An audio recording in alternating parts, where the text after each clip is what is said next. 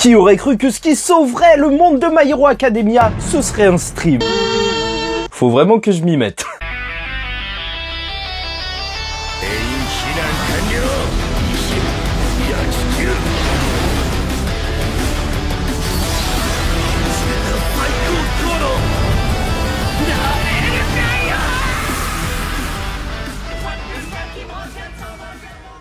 Mesdames et messieurs, ici Chage, on se retrouve aujourd'hui pour la review du chapitre 380 de My Hero Academia. On l'a échappé belle, un chapitre qui fait sourire, bien entendu. Il y a des blagues, ça va encore faire débat. Oui, est-ce que ça détruit l'attention? Personnellement, je trouve qu'on est quand même resté dans l'ambiance et c'était pas si dramatique que ça. J'ai bien vu le twist, enfin je l'ai beaucoup apprécié, donc c'était assez sympathique, mais bien sûr, dans un autre registre, c'est vrai que du côté d'All for One, c'est peut-être un petit peu terrible ce qui est en train de se passer parce que c'est le style d'Horikoshi, en fait, pour te mettre en valeur les héros. Alors, ce qu'il va faire, c'est te montrer plein d'attaques, et après, tu vas voir qu'au final, sûrement, ça n'aura pas de grands effets sur All for One, sauf qu'il n'a pas forcément le temps à perdre pour tout ça, alors que normalement, c'est un vilain ultra puissant, c'est le vilain dans la saison 3 de My Hero Academia. Tu te souviens que quand il était face à All Might, alors aucun héros ne pouvait rester à côté, juste à cause d'un de ses coups et des décharges d'air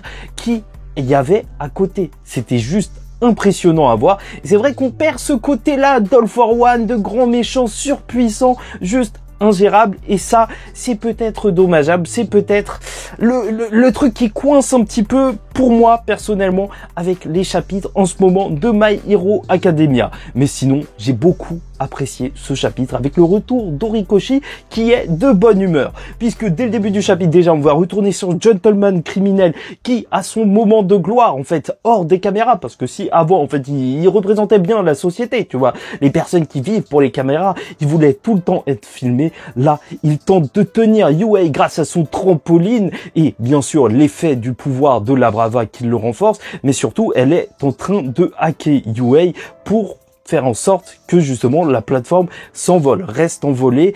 Et malheureusement, elle a besoin d'un peu plus de temps. C'est pour ça qu'il est en train de se donner à 2000%. Et c'est à ce moment-là qu'on va voir que, alors qu'il a pris la résolution de ne pas être filmé, de ne plus avoir besoin de ça, Horikoshi, première petite vanne, juste après, il va te montrer le mec avec des cheveux bizarres de Yuei qui est en train de filmer au final. Et même si Gentleman Criminel lui dira de partir, c'est très important pour lui personnellement que justement, on retranscrive ce qui est en train d'arriver. Parce que c'est aussi la faute d'une mauvaise communication autour, en vrai, de tous les héros que tout ça est arrivé. Que le peuple n'a plus confiance en les héros. Et ça, c'est assez sympathique de voir un peu plus ce côté relation publique avec la société globale dans le monde de My Hero Academia. Encore une fois, je te le rappelle, je pense que My Hero Academia, ça se terminera avec toute la société qui évolue et non pas juste des coups qui affrontent le vilain, parce qu'il y a bien un problème de cette société, peut-être amené par All Might, mais c'est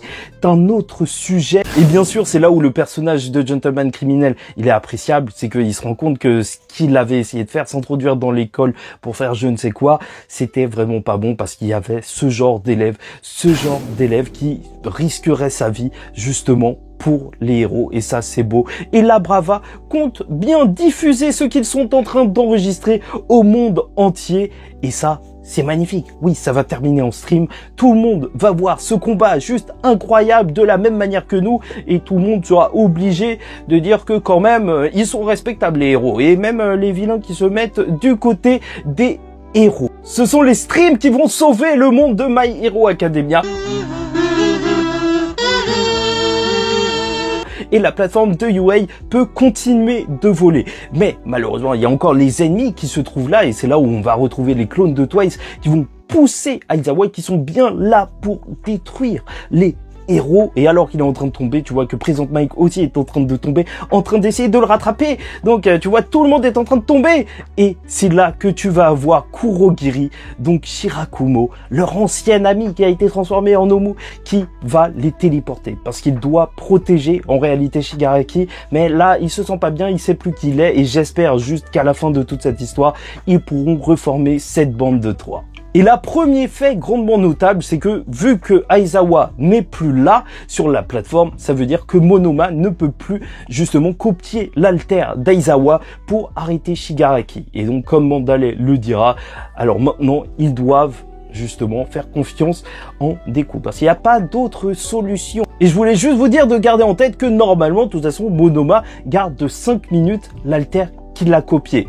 Donc, possiblement que si ça se passe un petit peu trop mal pour Deku, on aura peut-être un sauvetage de sa part en arrêtant l'alter de Shigaraki. Voilà, c'est dit. Et avant de passer sur la grosse partie sur All for One, n'hésite pas à liker ou disliker la vidéo, commenter, donner ton avis en commentaire et surtout t'abonner parce que cette partie est juste incroyable. Et on vit les derniers instants de My Hero Academia puisqu'on retourne à la montagne de Gunga où se trouve Hawks qui va barrer la route à All for One en tentant de l'attaquer avec sa lame en plus agrémenté de petites plumes pour qu'il aille plus vite, mais ça ne marchera pas.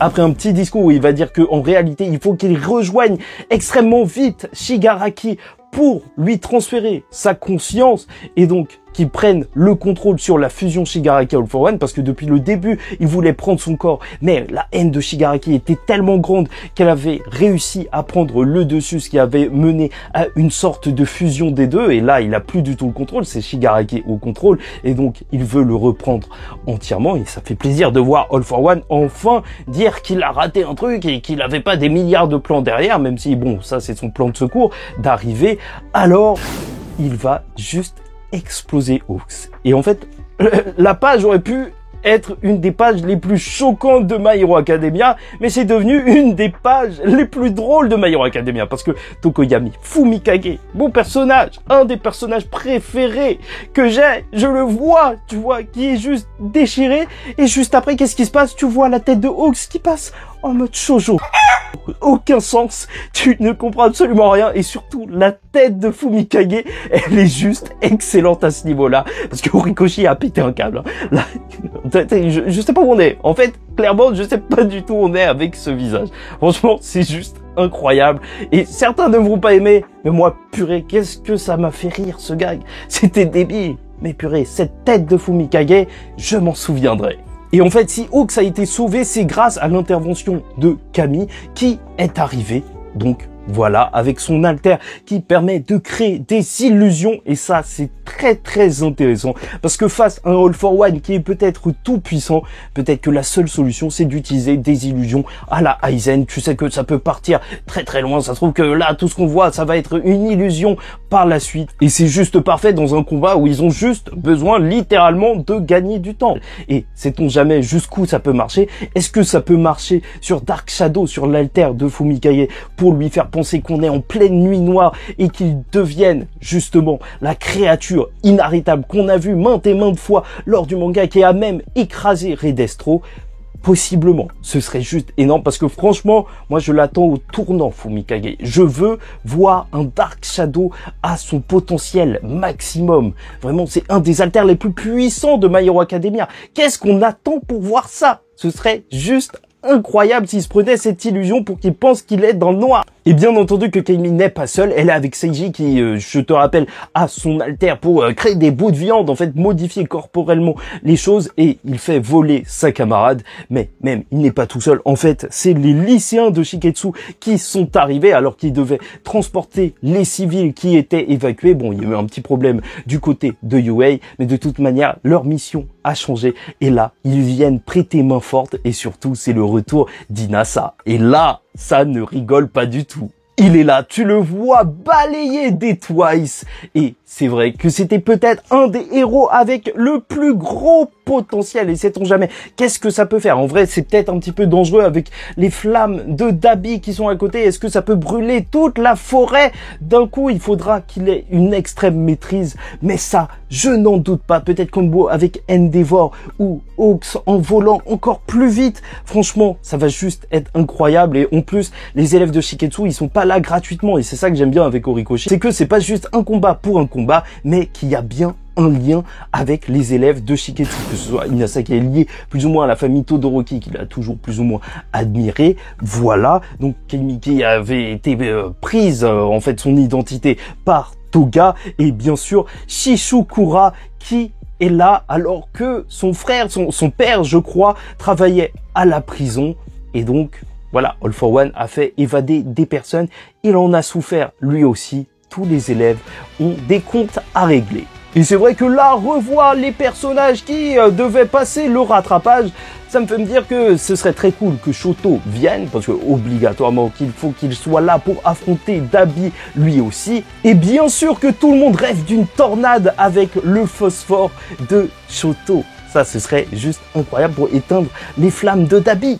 Mais surtout, c'est triste de se dire que Bakugo n'est toujours pas là. Ça fait des mois qu'il est mort. Et voilà, retour des anciens personnages pour ce chapitre. J'apprécie énormément. On verra bien si Monoma peut encore utiliser l'alter d'Aizawa, si Dark Shadow va juste se déchaîner. Mais dans tous les cas, le prochain, il faut que ce soit Stain qui arrive.